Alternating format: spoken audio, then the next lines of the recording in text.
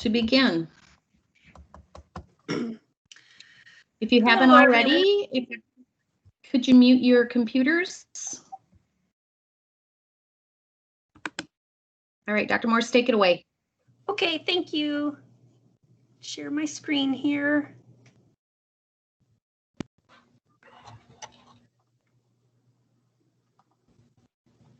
All right.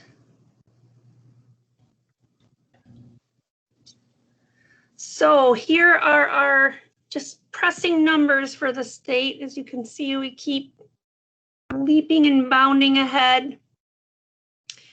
Reminder, this was our peak in the spring. This is where we are now. These are weekly increases. So these are our total number of cases that we've had in our 19 counties. Our regional does this for us.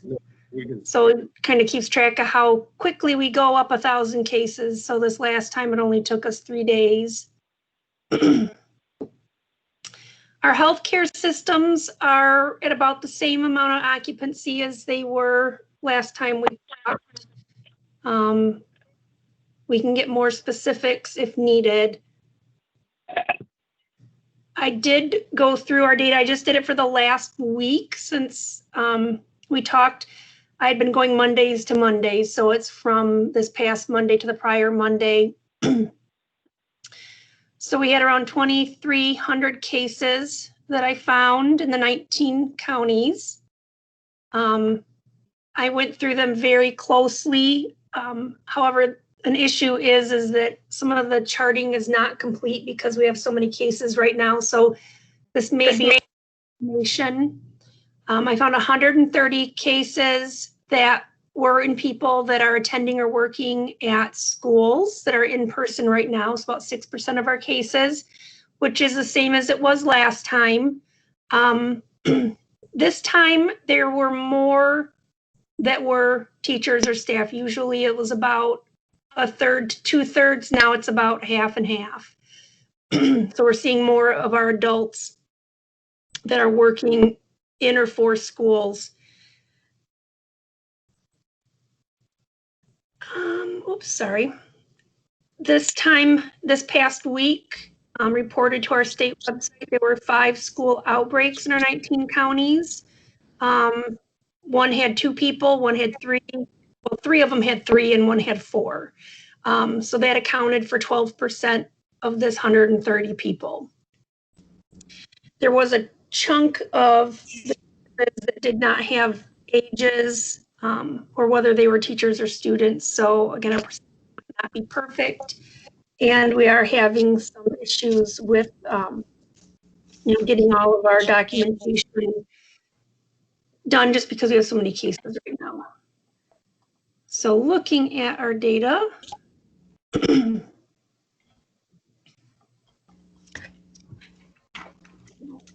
so the state as a whole is getting about 3,800 cases a day, which is up from last week. So 378 cases per million, which is up from 227. We're doing a lot of testing in the state. Our percent positivity is up to 11.4 from 7.8. That's statewide. This is Central Michigan District Health Department up here. You can see everyone is over 200 daily cases per million. It looks like, well, we're all pretty close to or below the state average, other than Claire is right at it and Isabella is above. Our percent positive rate is getting up there. Last week we were at 227, now we're at 316, and our percent positive went from 6.6 to 10.7. District 10 also has seen increases. We went from 172 to 277 cases per million on average. You can see here, again, I know Mecosta is one of our higher ones. Ferris is a good portion of that. Oceana has made and Newaygo have made some big increases. Positivity went from 6.2 to 10.2 on average. Everybody else is there, as you can see. And then Mid-Michigan District Health Department, Gratiot and Clinton have made some big increases. The average went from 305 to 356, and our percent positivity went from 6.9 to 7.3%. Now, these are our community numbers. We are, well, from what I'm counting, it's not looking like we're seeing huge increases into the schools, more so than what we're seeing in the community. So we're seeing cases in the school coming from the community, and as the community rates increase, you'll see more kids getting sick. In-person, please mute your phone.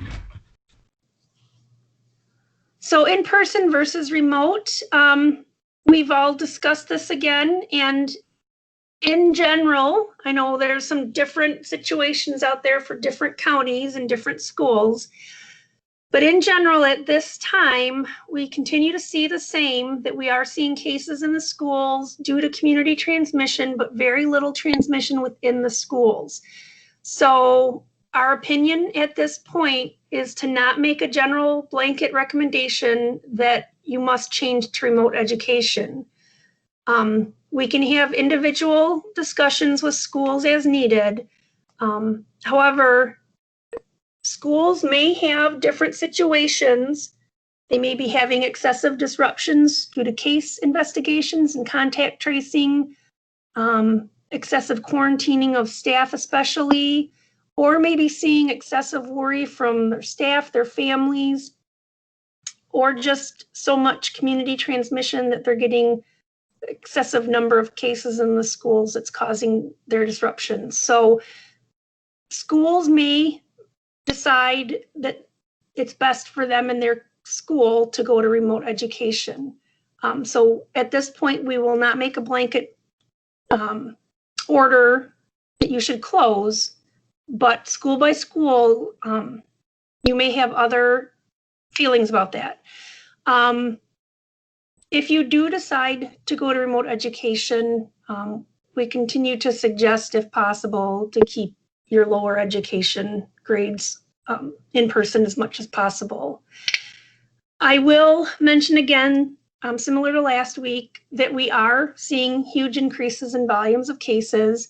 I did discuss with my communicable disease staff this morning about with investigating school cases. They're all prioritizing ages under 18 and any educators that they know of above all other cases. They feel that you as administration of schools are doing an exceptionally good job of identifying cases and doing your contact tracing. And at this point, don't feel that our heavy caseload has been affecting the ability to keep your schools safe. It has been keeping us from our other casework, but we have been prioritizing those school cases above all others.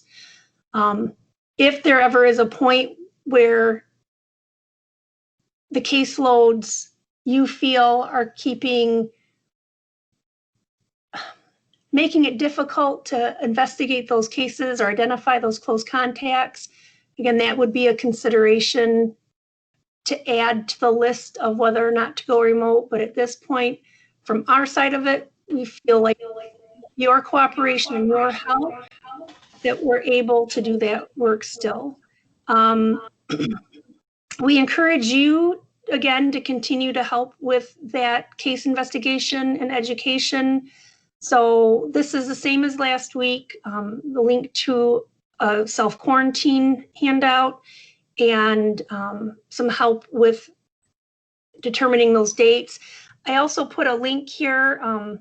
Our wonderful staff at District 10 had put together some infographics that are just real nice images that you could use on your website or even text to people that give some just nice brief education about what to do if you're close contact, if you're notified you're a positive, or if you've recently been tested. So those are things you're welcome to use. I just copied and pasted them there, but they're available at this website here. I just reinserted this information from last week, just some answers to some frequently asked questions that you may need or might like to have. So I will open it up to questions here. I do know that we've had some mentionings or questions about rumors about the state making recommendations for closures. We don't know anything about that, so I'll just answer that question right off the get-go. We do know that there is a press conference with the governor at 3:15, but we don't think there's going to be any earth-shattering news. It's just they're having more frequent updates due to the increasing in counts. So those are two things that I will answer right from the get-go. So, all right, I will open it up for questions. All right, it looks like Penny Dora has her hand raised. So Penny, if you want to hop on and ask your question. I do not have a question. That was a mistake. I'm sorry. It's okay. No worries. Okay, first question from Jeff. Since October 19th, Coamo, Westphalia has had 15 students and 4 staff members test positive. Only one of these cases are connected to the school. 3 are tied to the football program while we were in remote learning, so the school is not identified as an outbreak according to the data, but we have been greatly impacted by these positive cases. 156 students have been in quarantine.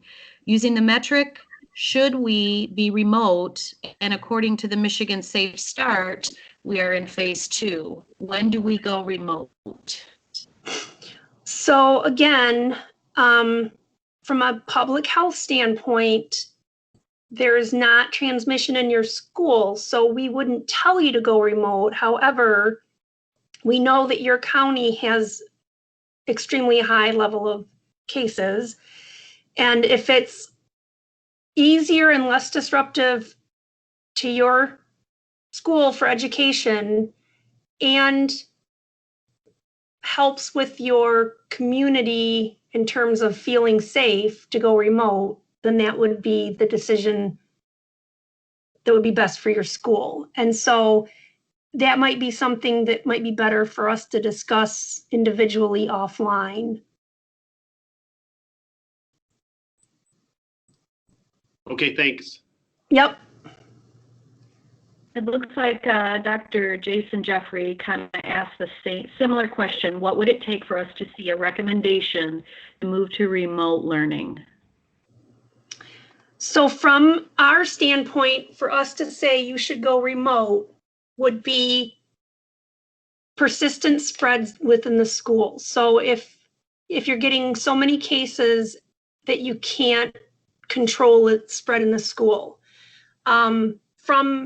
if I were a school administrator, if it were getting so time consuming and difficult and disruptive to education to keep contact tracing all these cases and switching people from remote to in-person education, and I knew that I had a reliable way to educate my kids at home, then that would be a deciding factor. I'm not an administrator, so I don't know the perfect time to say that, but I would imagine those would be the things to consider is, do my kids have internet and able to learn from home? And is all of this getting to be too much of a disruption to their education? Other thoughts would be, do we have those who do have internet stay home and have those who don't come in? So again, from a public health standpoint, since we're not seeing a risk to people coming into school, they can keep coming into school. But you can certainly start thinking about your options, maybe start having a more aggressive hybrid model, things like that.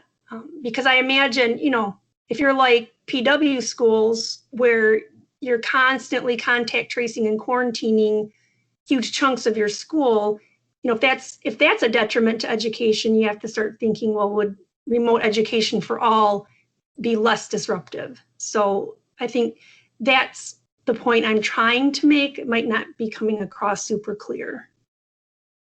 But that's more of an educator decision than a public health decision.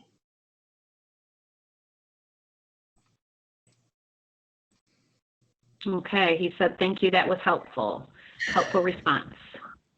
Next question is, what should districts consider as it relates to the holidays, given this will likely include increased social activity? Is it better to wait and see or take proactive action to limit exposure? So this is the $1 million question, and we've been getting it quite a bit. And it kind of takes a crystal ball, which none of us have. So our feelings are wait and see, because again, right now we don't have any risk to really hang our hat on. However, we have good expectations that about a week after the holiday, the Thanksgiving holiday, we'll likely see a big jump in cases. So we leave that to the discretion of the schools. And I really hate putting this all in your lap, but we have no reason to tell you you have to close your school at this point. So the public health answer is wait and see. The school administrator answer is do what's best for your school.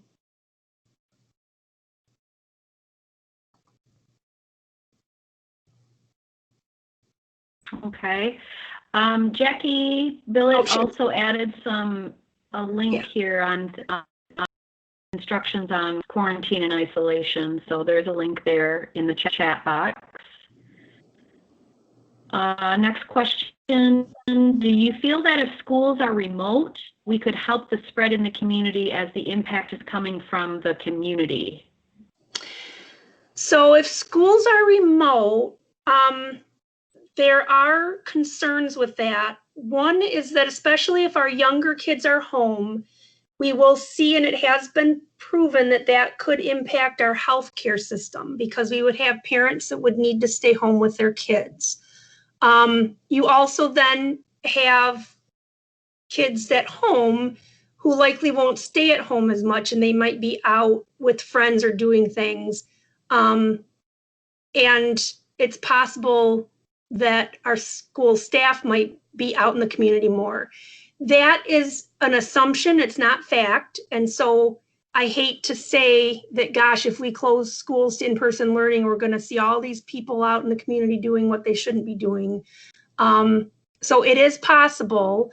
That is a concern. It's not a reason to not go to remote learning, but it'd be a reason to just educate people more that if we go remote, you need to stay home and do things safely.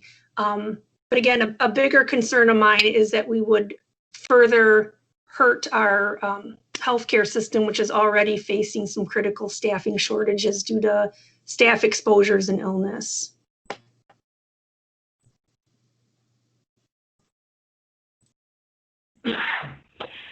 Well, that was the last question in the chat box. So does anybody else have any other questions? No. Any other questions you want to add to the chat box, or you can unmute yourself and go ahead and ask directly? I have a quick question. Hi, Dr. Morse? Yes. Dr. Morse, can you hear me? Yes. Am I on mute? Hi, this is Steve Preisel from McBain Schools, and I just really appreciate what you guys are, what you're trying to do and trying to communicate. I know it's very difficult, and you got a lot of questions from us educators. I'm just curious, of all of the questions that educators have, do you feel that yourself and DHHS has been being heard by the governor's office and the legislature? Because we have to make these decisions that affect an entire community. So I was just curious if you're comfortable answering that question. Well, I think the health officers may have talked with the governor's office recently. I don't know if any of them are on and want to comment to that.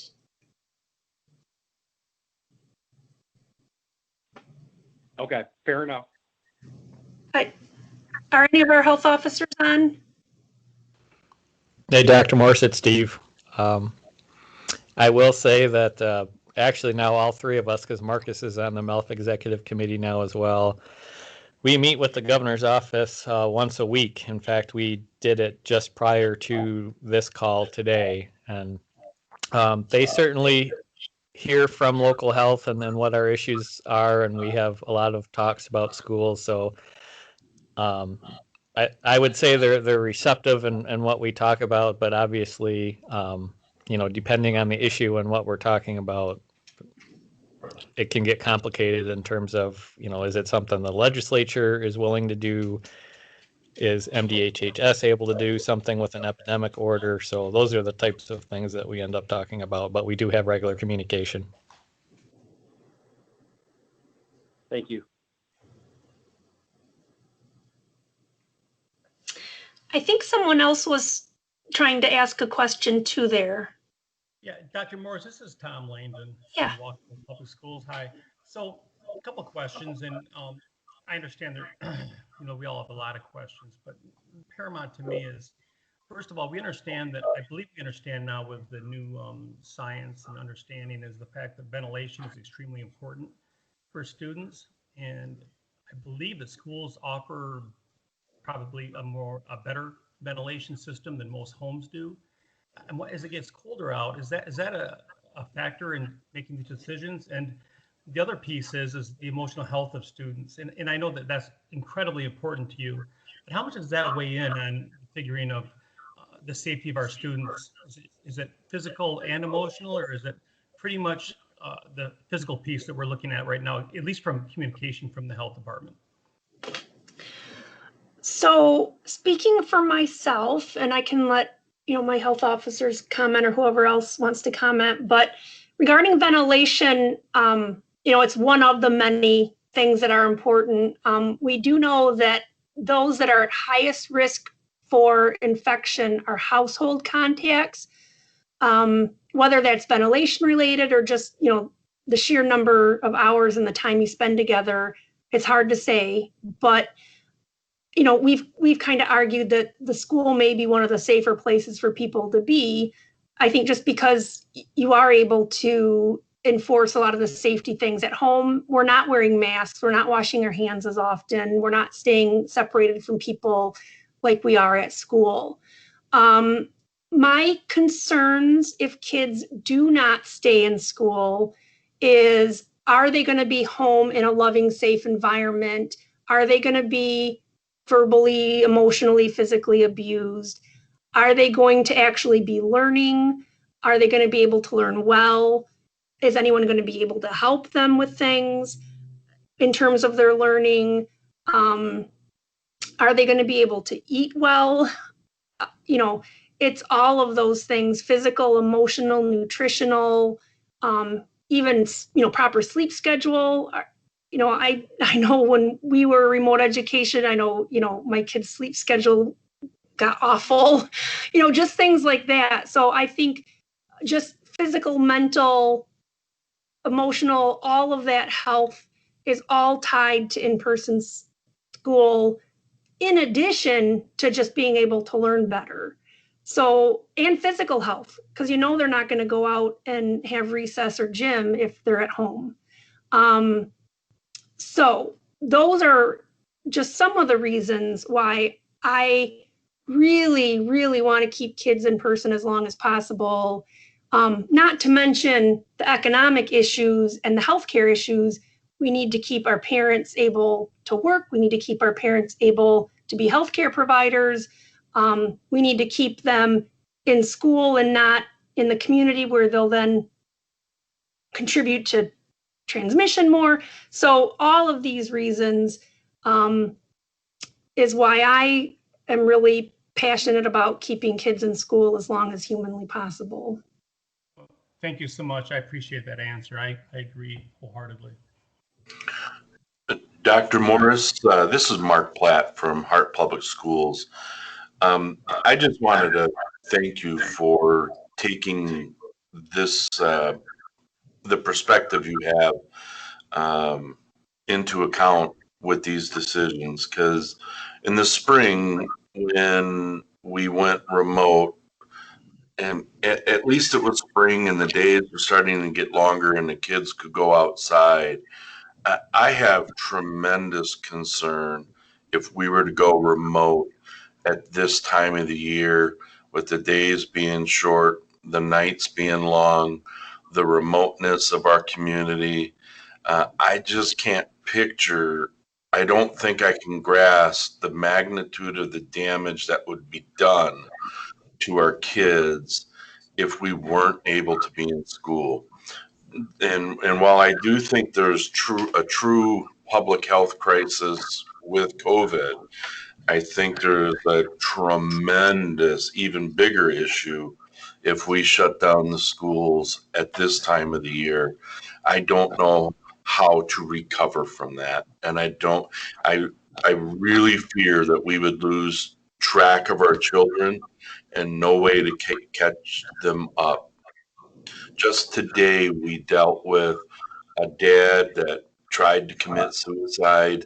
A mom didn't want her kids anymore, and she was going to pick them up from school. And, you know, we had to cut it off at the pass. If those kids weren't in school, we wouldn't have known that. And we wouldn't have been able to get the police officers out there to do a well-being check. So I'm just very grateful for the position that you have taken through this whole thing. And I just wanted you to know that. Thanks.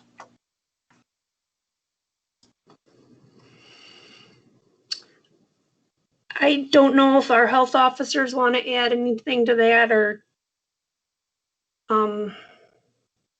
any other opinions. No, Dr. Morse, I think you did a great job explaining. I think we're all in lockstep with you. Certainly, we think it's best for kids to be in school, and you outlined many of the reasons. You know, from a public health perspective, we talk a lot about social determinants of health and how important they are.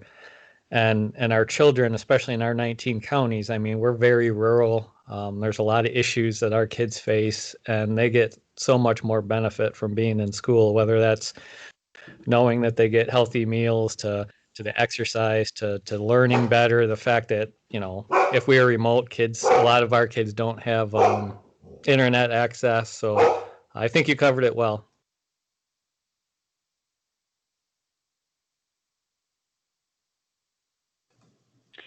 So Dr. Morse, Ryan commented that he said these comments from Dr. Morse would be very beneficial if it came officially from the health department.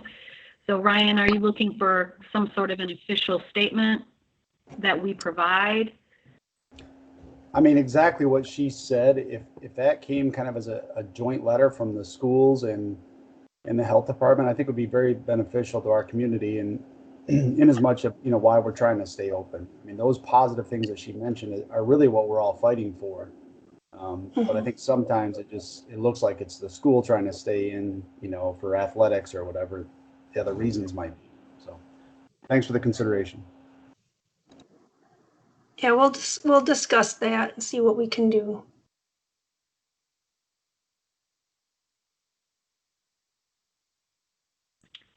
Okay, it looks like the other comments again are grateful, thankful comments to you, Dr. Morse, for extending your time and your efforts to schools with communicating and problem solving. Lots of thank yous and appreciate. Is there any other question? Are there any other questions out there? Anybody else want to jump on and share or ask questions?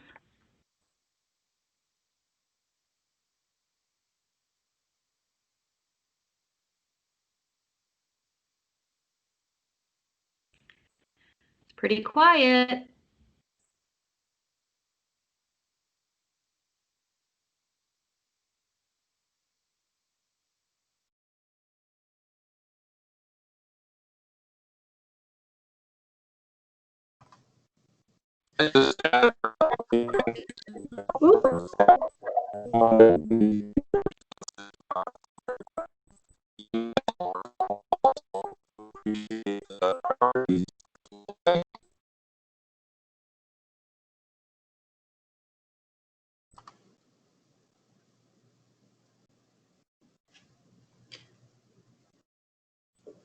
Janine, were you able to hear that? I was just going to ask you the same thing. Was that Justin Lusing? Is that it? Was your question or comment came across very garbled, so we weren't able to understand. Could you try again?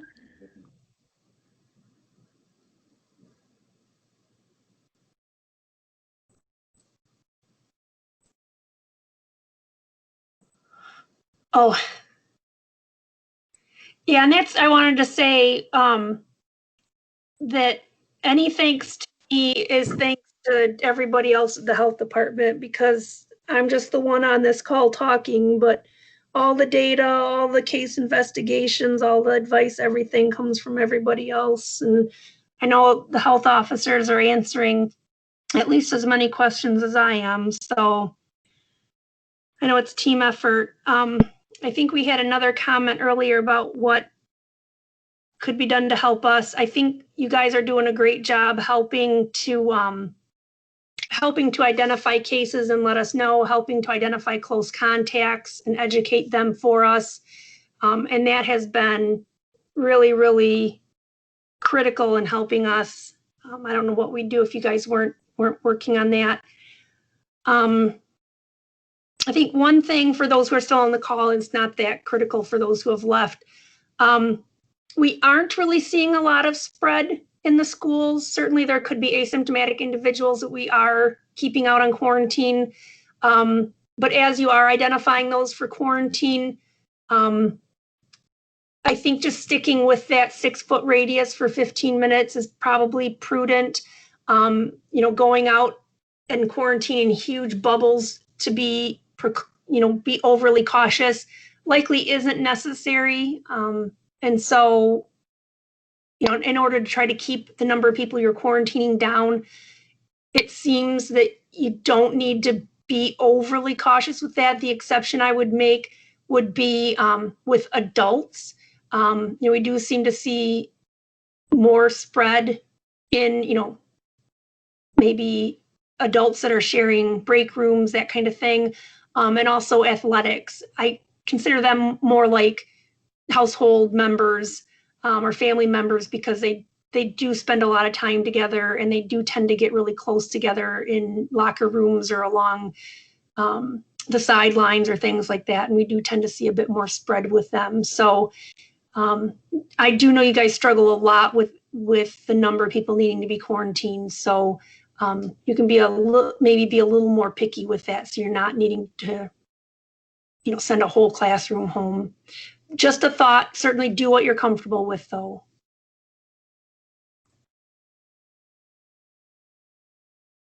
So for Ron's question, the official definition of a close contact is 15 minutes cumulative over a 24-hour period.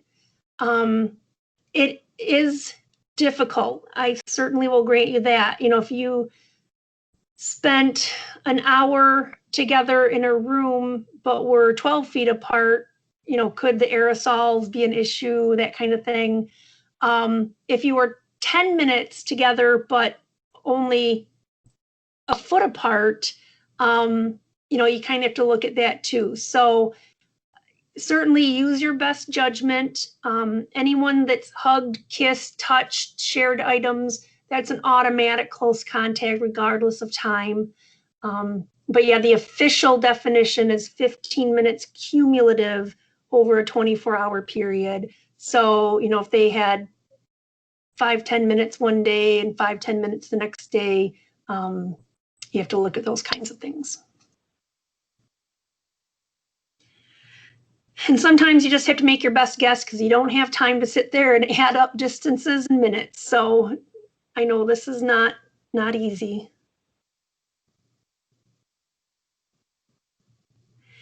Well, if there's no other questions, we will call it a day and give you back 25 minutes.